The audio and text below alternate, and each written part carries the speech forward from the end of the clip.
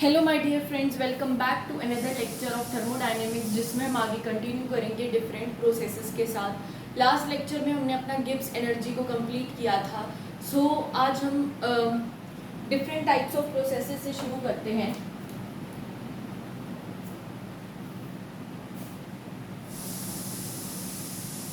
तो सबसे पहली जो डेफिनेशन आती है वो आती है thermodynamic processes.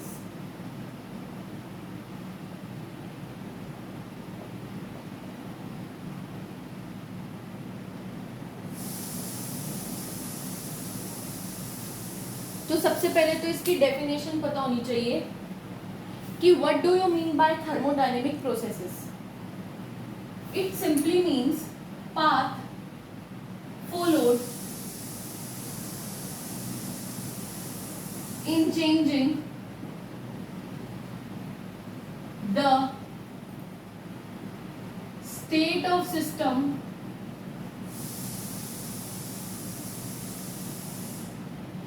from one to another.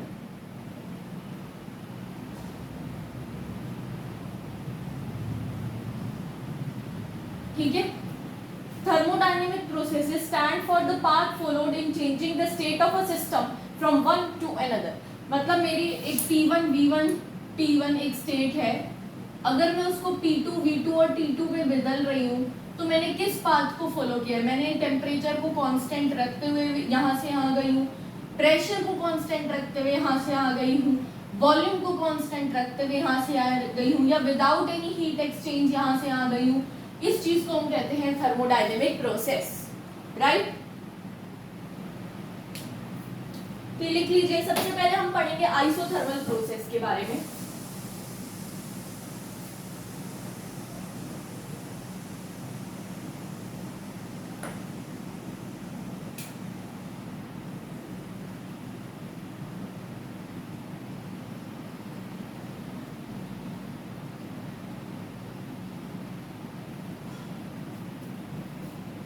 इस प्रोसेस के दौरान हम टेम्परेचर को क्या रखते हैं? Constant. That means delta T क्या हो गया? जीरो। चेंज इन टेम्परेचर क्या हो गया? जीरो। अब आपको पता है du is equal to N C V D T. अब देखिए, अभी तक हमने कौन कौन सी टर्म्स पढ़ी है, जरा बताइए मुझे। हमने एक बार यहाँ लिख लेते हैं कि हमने कौन कौन सी टर्म्स पढ़ी हैं। एक तो हमने पाथ फंक्शन में Q पढ़ा है, W पढ़ा है, फिर हमने स्टेट फंक्शन में U पढ़ा है, H पढ़ा है, S पढ़ा है और G पढ़ा है। यही सब पढ़े थे। तो सबसे पहले हम बात करते हैं U से। du क्या होता है? NCV/dt। तो क्योंकि dt जीरो है तो du भी क्या आ जाएगा? जीरो। तो इस वाले में ये टर्म तो आ गई जीरो। dH क्या होता है? NCP/dt। यहाँ पे भी dt है तो NCP zero will be zero, तो dH भी क्या आ गया? जीरो। समझ रहे बात?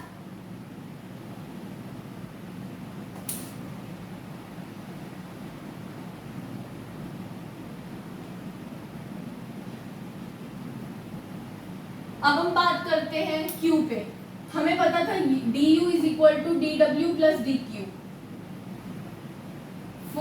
ये मैंने आपको एक इक्वेशन लिखवाई थी। तो क्योंकि du क्या है? जीरो, तो that means dw is plus dq। तो इससे क्या इंटरप्रेट होता है कि dq is equal to negative of dw for this process. समझ रहे हैं? तो ऐसे हमने ये भी कर लिया, ये भी कर लिया, ये भी कर लिया और ये भी कर लिया। ठीक है बच्चों, अभी वर्क नहीं हुआ है, सॉरी, वर्क रहने दीजिए अभी। अब हम आते हैं डेल्टा एस ऑफ गैस। अब हमारा डेल्टा एस बचा है।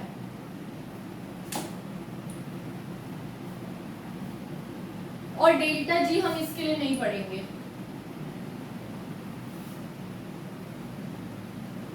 तो देखिए, मैंने डेल्टा एस ऑफ गैस की जब आपको 5 फॉर्मूलाज बताए थे आइडियल गैस के लिए, जैसे केसेस लिखवाए थे मैंने कि आइडियल गैस के लिए ये है, केमिकल रिएक्शन के लिए ये है, एंथैल्पी ट्रांजिशन ट्रांसफॉर्मेशन एक स्टेट चेंज के लिए ये है, रिवर्सिबल के लिए ये है, रिवर्सिबल कूलिंग हीटिंग, और एक पांचवा लिखवाया था इरिवर्सिबल, जब हम इरिवर्सिबल और हम एक रिवर्सिबल पाथ एज्यूम करते हैं। 5 टाइप्स के मैंने डेल्टा एस कैलकुलेट करने बताए थे। तो जो सबसे पहला डेल्टा एस था उसका फॉर्मूला क्या आया था, N C V L N T two by T one plus N R L N V two by V one.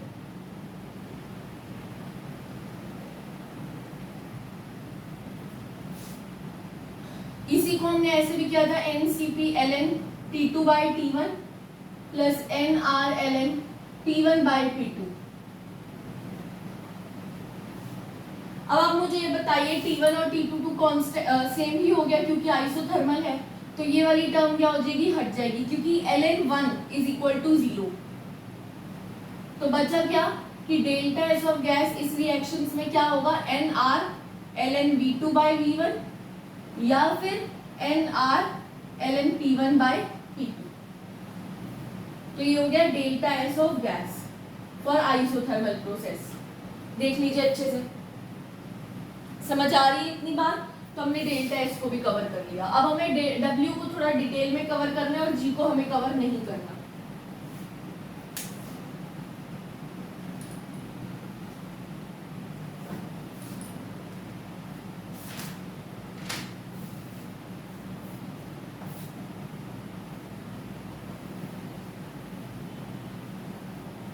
Wait a minute,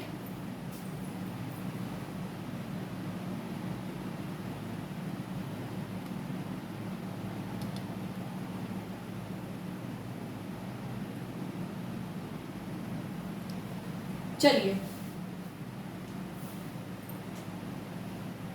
work done इसमें कैलकुलेट करते हैं। दो चीजें होती है, या तो रिवर्सिबल वर्क हो या इरिवर्सिबल हो। तो टॉकिंग अबाउट रिवर्सिबल फर्स्ट, हमें पता है dW is equal to negative integration of PdV। Yes,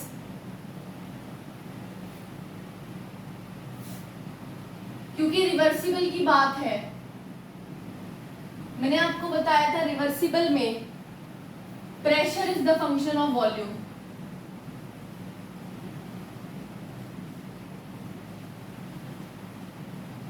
और हमें पता है PV is equal to nRT, तो P क्या हो गया, nRT बाई V। P की जगह मैं nRT अपॉन V लिख रही हूं। आइसोथर्मल प्रोसेस है, T भी कांस्टेंट रहेगा तो ये बाहर आ जाएगा।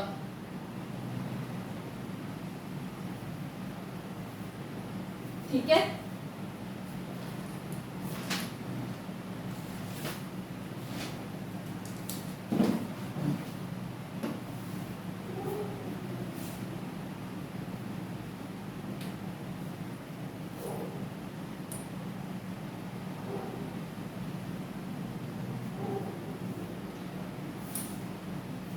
अब मुझे आप एक बात बताइए, अगर मुझे ln को लॉग, नेचुरल लॉग में कन्वर्ट करना होता है तो मैं किससे मल्टीप्लाई करती हूँ, 2.303 से।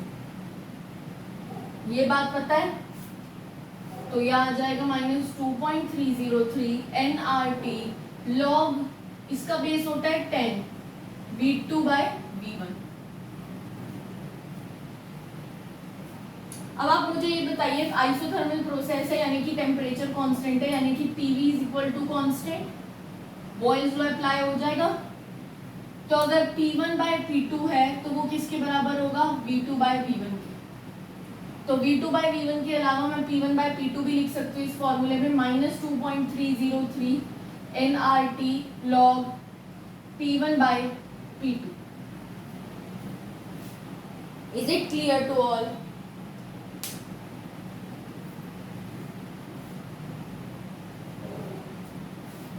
देख लीजिए अच्छे से, पहले कोई प्रॉब्लम हो तो कमेंट्स में बताएं। तो ये तो हुआ रिवर्सिबल के लिए ये दो फॉर्मूलाज।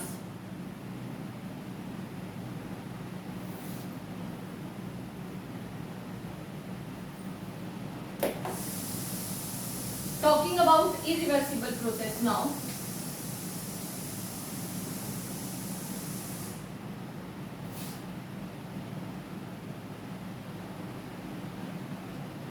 ये था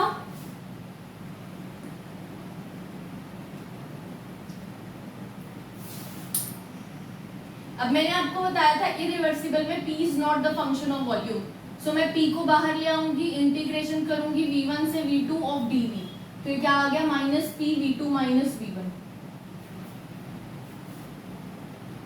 यस, अब मुझे पता है pv is equal to nRT से v क्या होता है nRT अपॉन p, तो मैंने क्या लिख दिया minus p nRT upon p2 minus nRT upon p1.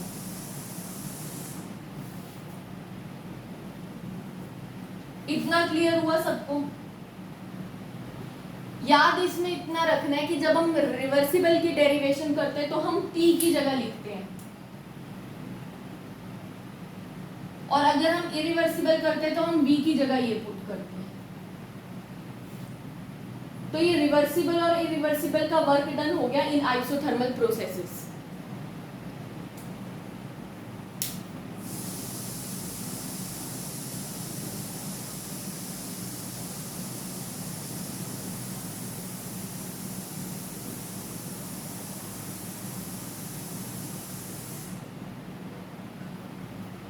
Okay,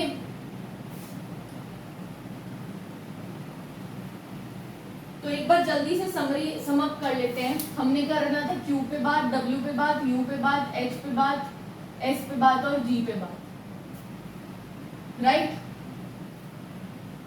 du होता है 0 यहाँ पे, dh होता है 0 यहाँ पे.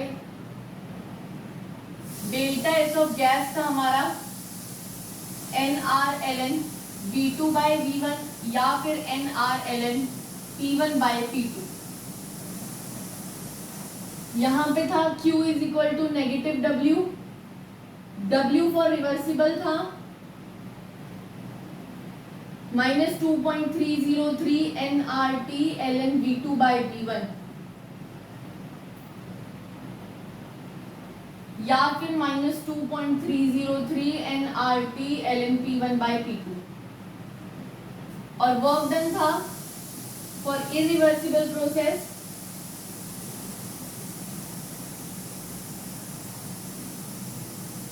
Minus p nRT by p2 minus nRT by p1. तो इतनी चीजें आपको आइसोथर्मल में याद रखनी थी. तो अब हमने Q के बारे में भी डिस्कस कर लिया, W के बारे में भी डिस्कस कर लिया, U के बारे में भी हो गया, H के बारे में भी हो गया, S के बारे में भी हो गया. G के बारे में नहीं करना. G जितना पढ़ाना था वो हो चुका है.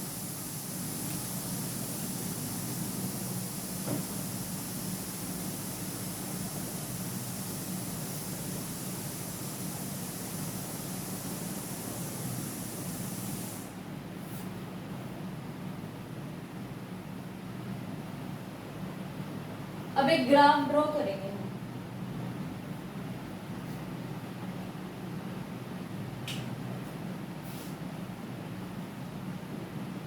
Pressure versus volume graph. आपको पता है area under PV graph gives work done. Area का देगा हमें वर्क डन. देखिए ये है मेरा V1,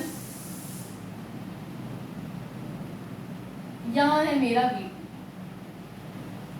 एक बात मुझे बताइए आप, मैंने कहा ट्रायंगल की 3 साइड्स होती हैं, स्क्वायर की 4 होती हैं, पेंटागन की 5 होती हैं, हेक्सागन की 6 होती हैं, हेप्टागन की इतनी होती है, और एक ऐसी चीज बताइए जिसमें इनफाइनाइट साइड्स हो, तो वो आप क्या बताते हैं?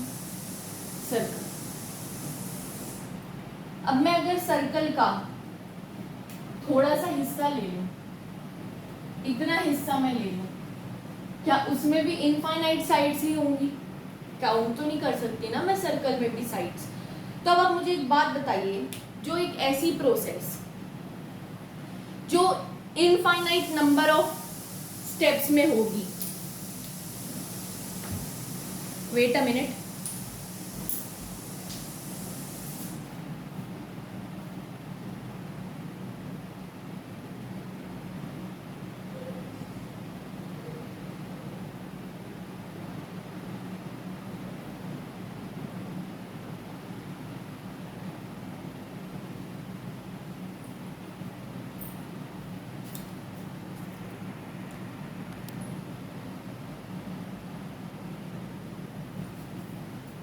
हाँ जी, एक ऐसी प्रोसेस जो इनफाइनाइट नंबर ऑफ स्टेप्स में होगी वो कौन सी कहलाएगी, रिवर्सिबल या इरिवर्सिबल। मैंने बताया था रिवर्सिबल जो प्रोसेसेस होती हैं वो बहुत ज़्यादा टाइम लेती हैं और वो बहुत ज़्यादा स्टेप्स में होती हैं, इतनी ज़्यादा स्टेप्स में होती है, इनफाइनाइट नंबर ऑफ स्टेप्स लगते हैं उसको करने में, तभी तो वो बहुत ज़्यादा टाइम लेती हैं, राइट।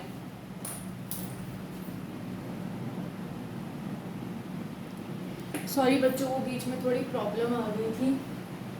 मूविंग ऑन, मैं क्या बता रही थी आपको, मैं ये कह रही थी कि एक सर्कल है उसमें इनफाइनाइट साइड्स होती हैं, तो उसका अगर मैं 1/4 हिस्सा लूँ तो उसमें भी तो इनफाइनाइट साइड्स ही होंगी, राइट। दैट मीन्स अगर कोई भी चीज़ इनफाइनाइट नंबर ऑफ स्टेप्स में होती है ना, तो उसको हम रिवर्सिबल प्रोसेस कहते हैं कि इतने ज़्यादा स्टेप्स फॉलो करने पड़ रहे हैं कि इतना टाइम निकल गया। देखिए, reversible process takes a lot of time to occur and it is an ideal case, it never occurs in reality. तो कोई भी प्रोसेस अगर रिवर्सिबल है तो उसमें इनफाइनाइट नंबर ऑफ स्टेप्स होंगे। तो अगर मुझे V1 से V2 तक जाना है, मतलब मुझे एक्सपेंशन करवानी है रिवर्सिबली, तो मेरा ग्राफ ऐसे बनना चाहिए, एक सर्कल का 1/4 हिस्सा, ताकि ये कितने स्टेप्स डिनोट करे, इनफाइनाइट नंबर ऑफ स्टेप्स। अब अगर मैं तो ये किसको डिनोट कर रहा है, रिवर्सिबली अगर मैं एक्सपेंशन करवा रही हूँ तो।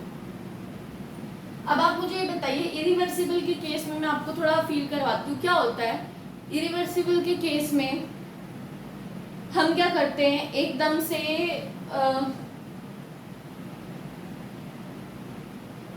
प्रेशर को डिक्रीज कर देते हैं। समझिए इस बात को। मान लीजिए हमें पता है PV is equal to nRT से, अगर कांस्टेंट टेम्परेचर पे ये ग्राफ है तो P और V क्या होंगे, इनवर्सली प्रोपोर्शनल। अगर मैं प्रेशर को एकदम से बढ़ाऊंगी या घटाऊंगी तो वॉल्यूम एकदम से बढ़ेगा, प्रेशर को एकदम से घटाया तो वॉल्यूम एकदम से बढ़ा। मतलब इरिवर्सिबल प्रोसेस में ये दोनों चीजें साथ साथ चलती है। मैंने एकदम से खींचा, ये पिस्टन था मेरा, इसमें गैस भरी हुई थी, यहां मैंने इसको एकदम से खींचा, स्लोली नहीं एकदम से, तो होगा क्या, एकदम से वॉल्यूम बढ़ेगा, उतनी जल्दी प्रेशर घटेगा। तो ये वॉल्यूम का बढ़ना और प्रेशर का घटना साइमल्टेनियसली होते हैं। मैंने एकदम से वॉल्यूम बढ़ाई, प्रेशर एकदम से घटा, साइमल्टेनियस होते हैं। बट जब हम इनको ग्राफ में रिप्रेजेंट करते हैं ना बच्चों, तो हम इसको ऐसे करते हैं कि प्रेशर घटा और वॉल्यूम बढ़ा। तो ऐसा लगता है कि ये वाला जो ग्राफ बनाया मैंने, ये 2 स्टेप प्रोसेस है, ऐसा लग रहा है ना, क्योंकि मैंने 1 स्टेप 2 स्टेप, बट नहीं, ये 2 स्टेप प्रोसेस नहीं है, ये अक्कर होता है साइमल्टेनियसली। बट जब हम इनको ग्राफिकली रिप्रेजेंट करते हैं तो हम इसको ऐसे ही करते हैं कि एकदम से प्रेशर घटा, फिर एकदम से वॉल्यूम घटा। ठीक है बच्चों। अब आप मुझे बताइए, मैंने बताया था एरिया जो होता है वो वर्क डन बताता है, तो ये इरिवर्सिबल वाली लाइन है, इसका एरिया तो इतना है। बट रिवर्सिबल जब आई प्रोसेस तो उसमें ये एरिया तो आएगा ही, इसके अंदर का ग्राफ में ये एरिया भी तो इंक्लूड होगा। तो रिवर्सिबल के अंडर का एरिया ज्यादा हुआ कि इरिवर्सिबल के अंडर का? ऑब्वियसली रिवर्सिबल के अंडर का, क्योंकि रिवर्सिबल में ये वाला एरिया भी इंक्लूड हो रहा है। That means work done in expansion, अगर मैं एक्सपेंशन का केस लूं तो वर्क डन बाय रिवर्सिबल का magnitude is greater than work done by irreversible का मैग्नीट्यूड। ये मैंने जब आपको वर्क डन पढ़ा रही थी तो मैंने बताया था, और मैंने उस टाइम ये कहा था कि ये बात आगे आ जाएगी, तो देखिए आ गई आगे, समझ रहे हैं ये बात? चलिए, तो ये तो हो गया एक्सपेंशन का केस। अब हम पढ़ेंगे केस ऑफ कंप्रेशन।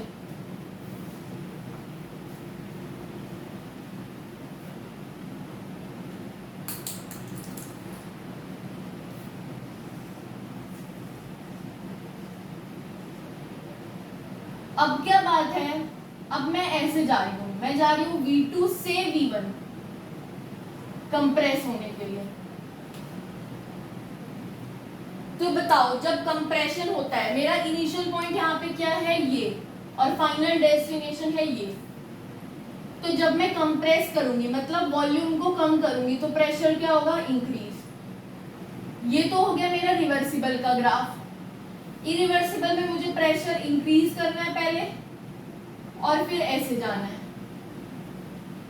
तो ये हो गया मेरा इरिवर्सिबल का ग्राफ। पहले कैसे बन रहा था, एक्सपेंशन में नीचे ग्राफ बन रहा था, अब कंप्रेशन में ऊपर ग्राफ बनेगा। एक्सपेंशन में नीचे बन रहा था, कंप्रेशन में ग्राफ ऊपर बनेगा। तो अब मुझे ये बताइए,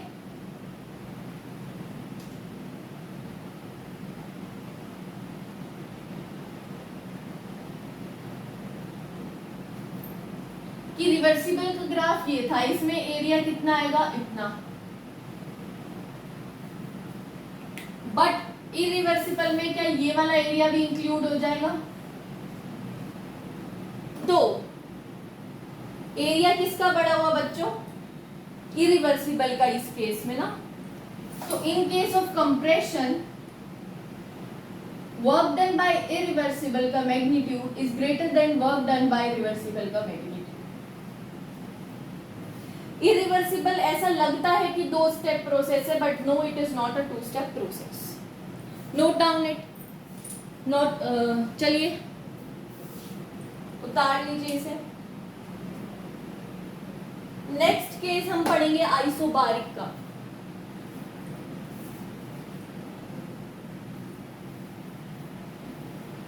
आइसोथर्मल प्रोसेस तो खत्म हुई इसके साथ।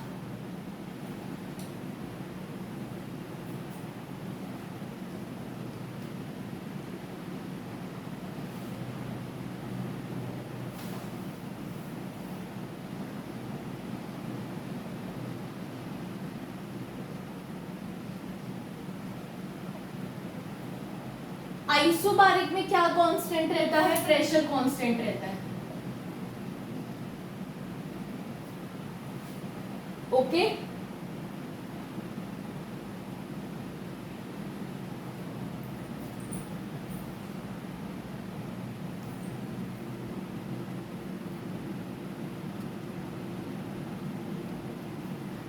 आइसोबारिक में कौन कांस्टेंट रहता है, प्रेशर कांस्टेंट रहता है। दैट मीन्स dP क्या हो जाएगा इसमें, 0। Q W U H S G।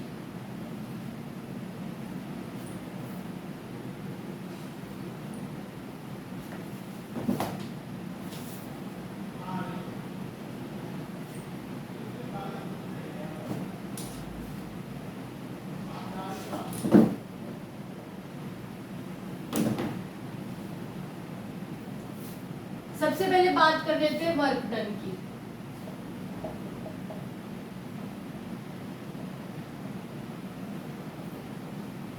क्योंकि ये आइसोबारिक है, मतलब प्रेशर कांस्टेंट रहेगा। मतलब अगर जो इंटीग्रेशन में होगा, क्योंकि प्रेशर कांस्टेंट है, तो वो कभी भी वर्क वॉल्यूम का फंक्शन नहीं होगा, चाहे वो रिवर्सिबल प्रोसेस हो चाहे इरिवर्सिबल। तो प्रेशर हमेशा इससे बाहर आ ही जाएगा, तो इसलिए मैंने सीधा लिख दिया। आइए बात समझ।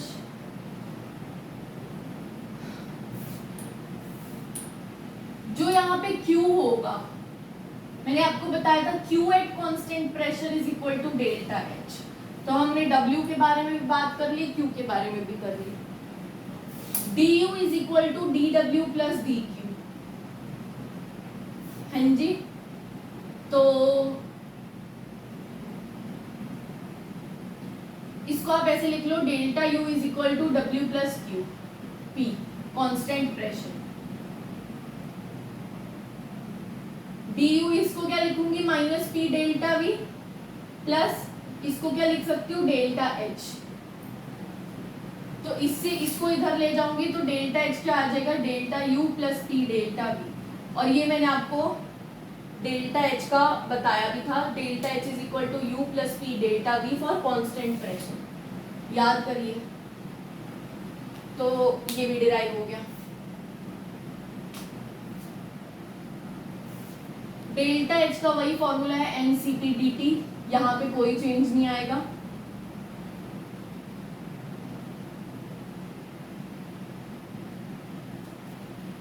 एस के लिए आपको मैंने बताया था डेल्टा एस ऑफ गैस क्या होता है NCV L N T two by T one plus N R L N B two by B one, या फिर इसको मैं क्या भी लिख सकती हूँ NCV L N C P L N T two by T one plus N R L N P one by P two. तो अगर मैं इस वाली फॉर्म में लिख रही हूँ तो ये तो एज इट इज आ जाएगा।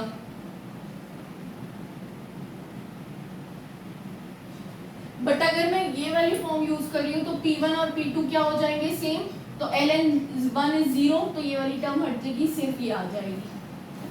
तो इसके डेल्टा एस ऑफ गैस के दो फॉर्मूलाज हो गए, तो डेल्टा एस भी हो गया हमारा, और जी पे हमने बात कर ली।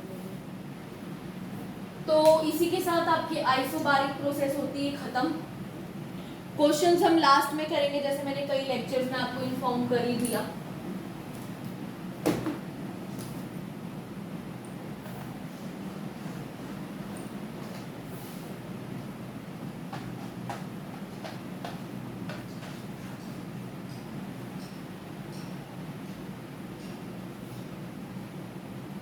अब हम आते हैं आइसोकोरिक प्रोसेस पे।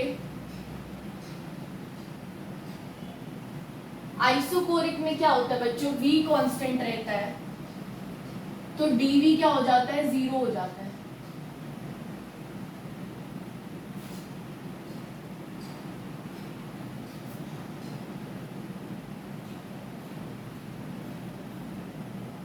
इसमें आपको जैसे हम Q पढ़ते हैं, W पढ़ते हैं, U, H, S, G, तो इसमें आपको याद रखना है कि वर्क डन क्या होता है minus P external delta V। But क्योंकि यहाँ पे वॉल्यूम कांस्टेंट है तो डेल्टा की वैल्यू 0, तो यहाँ पे इस केस में वर्क डन क्या आता है 0।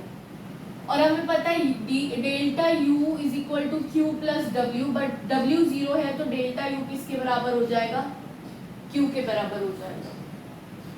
तो हमने W भी पढ़ लिया, Q भी पढ़ लिया, U भी पढ़ लिया। H यहाँ पे वही होता है NCPDT, S की वैल्यू भी वही होती है जो मैंने इतनी बार लिखवा रखी है, delta S of gas is equal to N C V L N T two by T one plus N R L N D two by D one. क्योंकि वॉल्यूम कांस्टेंट है ये वाली टर्म हट जाएगी, तो N C V L N T two by T one आ जाएगा।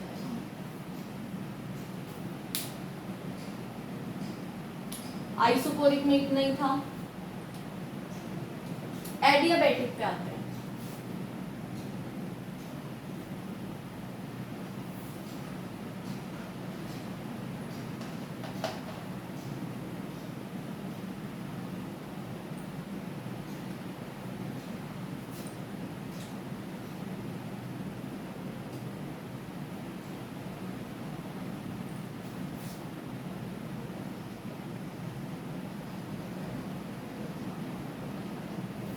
Adiabatic का अपोजिट वर्ड होता है डायाथर्मिक, ये याद रखिए।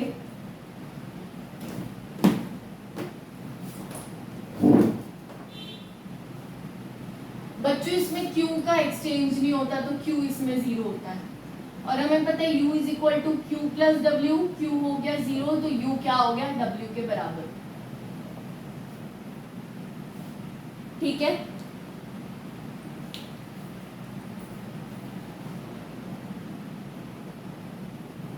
चलिए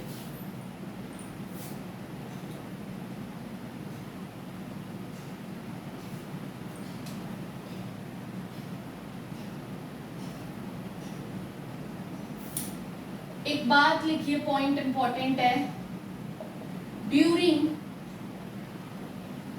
एडियाबैटिक एक्सपेंशन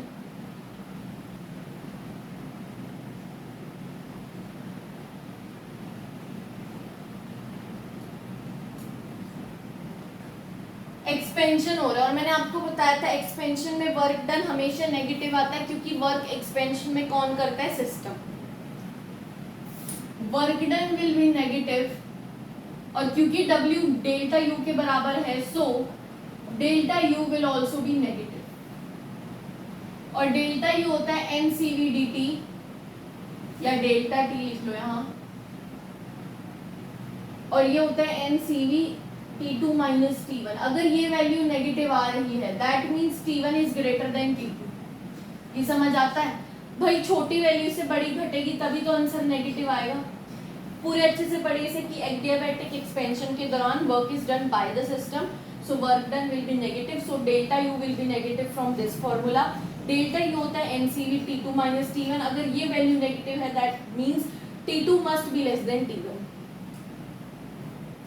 तो अगर इनिशियल टेम्परेचर ज़्यादा था फाइनल से, तो इट मीन्स क्या हुआ होगा, कूलिंग हुई होगी। भाई मैंने पहले 17 डिग्री सेल्सियस था, अब मेरा फाइनल टेम्परेचर 13 डिग्री सेल्सियस है, तो उसका क्या मतलब होता है, कूलिंग होना। तो एडियाबैटिक एक्सपेंशन के दौरान सिस्टम क्या होता है, कूल्स होता है, और एडियाबैटिक कंप्रेशन के दौरान सिस्टम हीट अप होता है। ये पॉइंट हाईलाइट करके लिखिए आप।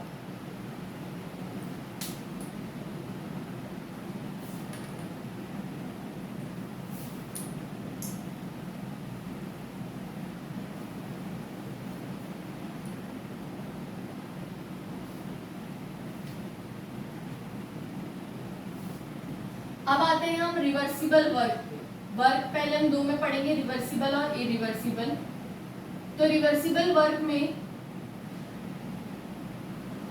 हमें ये पता होता है कि अभी मैंने लिखा कि work done here is equal to delta U, just अभी लिखा।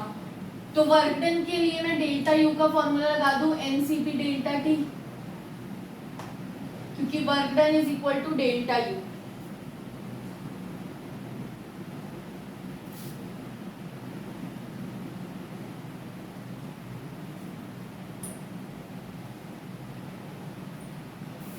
मैंने आपको जब CP CV M ऐसे पढ़ा रही थी तो CP की CM की वैल्यू बताई थी, मैंने बताया था R/γ-1। तो CM अगर ये है तो एट कांस्टेंट प्रेशर भी यही वैल्यू रहेगी, क्योंकि CM के ही तो दो पार्ट्स थे, CP और CV। तो अगर CM किसी इक्वेशन को फॉलो कर रहा है तो CP भी तो करेगा। That means nR/γ-1 T2 minus T1। इसको खोल दो ब्रैकेट को, nR/T2 minus nR/T1 upon γ-1। nRT क्या होता है, P2V2 माइनस P1V1 अपॉन γ-1, क्योंकि nRT PV के बराबर होता है। आ रही है बात समझ?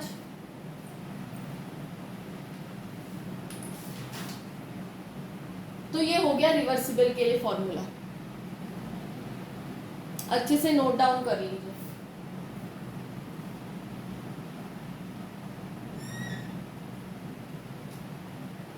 एक और बात, जैसे हमने पढ़ा आइसोथर्मल के लिए PV is equal to constant, या आइसोथर्मल के लिए पढ़ा था। सिमिलरली एडियाबैटिक के लिए PV की पावर गामा इज कॉन्स्टेंट। आपको बहुत अच्छे से पता है गामा क्या होता है।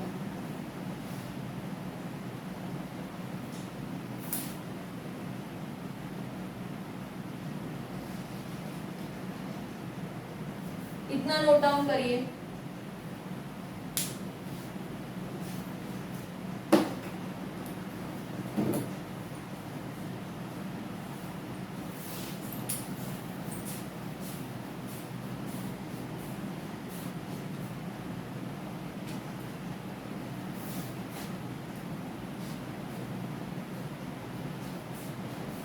PV is equal to nRT होता है, तो P क्या हो जाएगा आपका, nRT अपॉन V।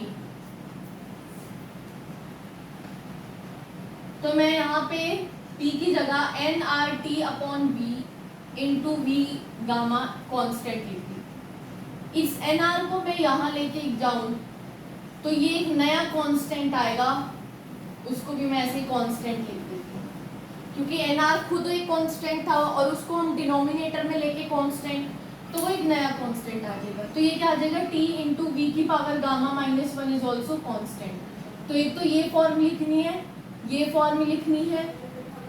अब सिमिलरली मैं जैसे मैं P की जगह सब्स्टिट्यूट किया, मैं V को भी तो सब्स्टिट्यूट कर सकती हूँ। तो मैंने यहाँ V की जगह ये लिख दिया, तो P into nRT by P की पावर गामा इज कांस्टेंट।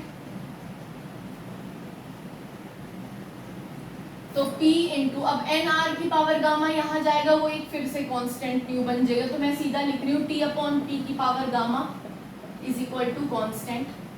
तो P की power gamma minus 1 into T की power gamma is equal to constant.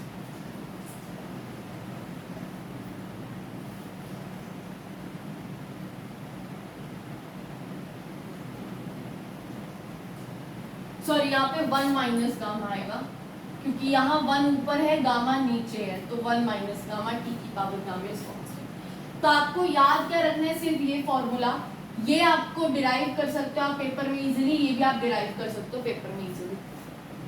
But ये याद रखना, ये तीनों चीजें किसके लिए है, रिवर्सिबल के लिए। इरिवर्सिबल के लिए आप ये तीनों फॉर्मूलाज नहीं लगा सकते, ये दिमाग में बहुत अच्छे से बिठाएं। अब कई बार क्वेश्चन में आपको फाइनल टेम्परेचर नहीं दिया होगा, आपको कहा होगा एडियाबैटिक एक्सपेंशन हुई है, फाइंड द फाइनल टेम्परेचर।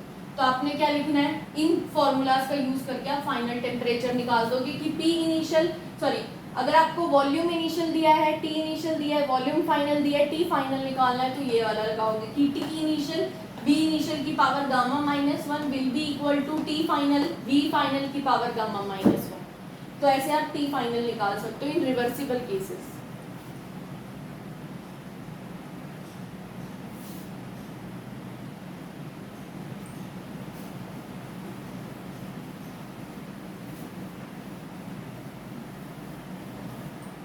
अब हम आते हैं इरिवर्सिबल पे।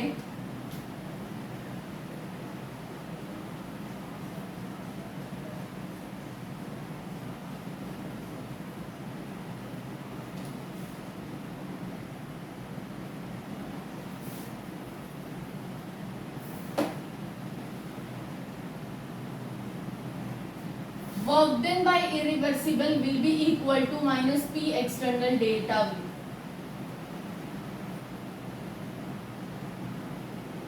और मैंने जैसे आपको बताया था आइसोथर्मल की केस में भी कि हम इरिवर्सिबल में इसको सब्स्टिट्यूट कर देंगे।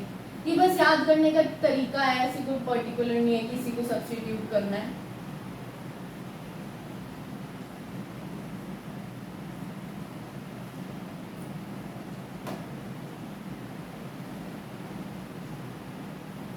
और आपको पता है work done is equal to delta U in adiabatic processes.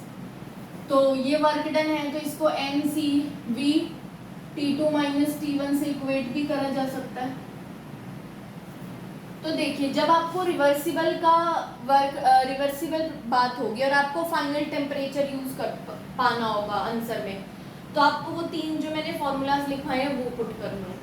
But जब आपको इरिवर्सिबली कोई प्रोसेस हो रही होगी और आपको T2 नहीं गिवन होगा क्वेश्चन में, तो आप इन दो चीज़ों को इक्वेट करके T2 निकालेंगे, क्योंकि आपको क्वेश्चन में P2 गिवन होगा, P1 गिवन होगा, T1 गिवन होगा, P एक्सटर्नल गिवन होगा, T1 गिवन होगा, CV गिवन होगा, N गिवन होगा, बचेगा सिर्फ T2, सिर्फ ये नहीं गिवन होगा। तो आप इरिवर्सिबल में फाइनल टेम्परेचर इन दो इक्वेशंस को इक्वेट करके निकालेंगे, और रिवर्सिबल में आप वो जो तीन फॉर्मूलाज लिखवाए हैं मैंने अभी वो यूज करेंगे। ये जब क्वेश्चंस करवाऊंगी तब क्लियर हो जाएगा, अभी बस ये थोड़ा दिमाग में बिठाइए, क्योंकि आप पहली बार पढ़ रहे हैं शायद, तो कई बार नहीं भी समझ आता तो वो क्वेश्चन से आ जाएगा। अभी बस थोड़ा हल्का फुल्का भी अगर बैठ रहे दिमाग में तो इट्स वेरी गुड साइन।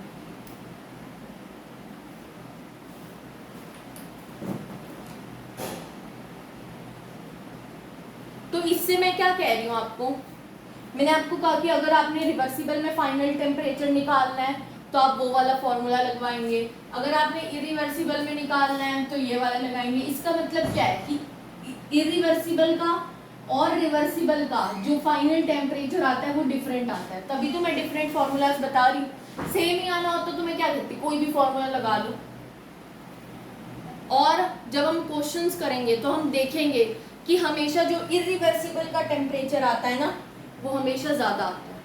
ये एक ऑब्जर्वेशन है कि जब हम कैलकुलेट करते हैं तो हमेशा इरिवर्सिबल का जो टेम्परेचर होता है फाइनल वो रिवर्सिबल के टेम्परेचर से ज़्यादा ही होता है। ये एक ऑब्जर्वेशन है, जब हमने बहुत सारे क्वेश्चन सॉल्व करेंगे तब हम ऑब्जर्व भी कर लेंगे इस चीज़ को। Wait a minute.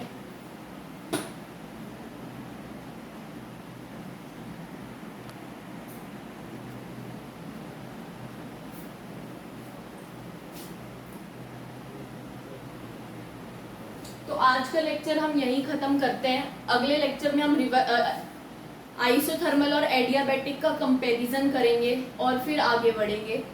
और अगला हमारा पार्ट होगा लॉज ऑफ थर्मोडायनेमिक्स। जल्दी से 4 लॉज हैं वो करेंगे अच्छे से, फिर हम आगे देखते हैं। हमें थर्मोकेमिस्ट्री भी शुरू करना है, तब तक के लिए पढ़ते रहिए। Thank you very much for watching my video और बाय बाय।